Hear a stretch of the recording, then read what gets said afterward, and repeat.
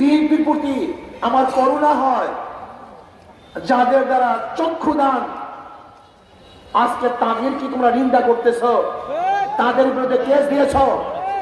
আজকে তারেক জিয়া বাংলাদেশে ফেরার স্বপ্ন দেখতো না যদি শান্তি না থাকতো। আজকে তোমার নেত্রীকে চিকিৎসা করার জন্য বিদেশে পাঠাতে পারতো না যদি আজকে ওরা না থাকতো। আজকে খোলা আকাশের নিচে মাঠের মধ্যে রাজনীতি করতে পারতো না। তোরা জীবনের মায়া ত্যাগ না করে ওরা আন্দোলন না করতো। কিন্তু আজকে যাদের মাধ্যমে নেত্রীকে চিকিৎসার জন্য বিদেশে পাঠিয়েছ, তোমার নেতাকে বাংলাদেশে আনার ব্যবস্থা করতেছ, আজকে নির্বিঘ্নে রাজনীতি করার সুযোগ পেয়েছ।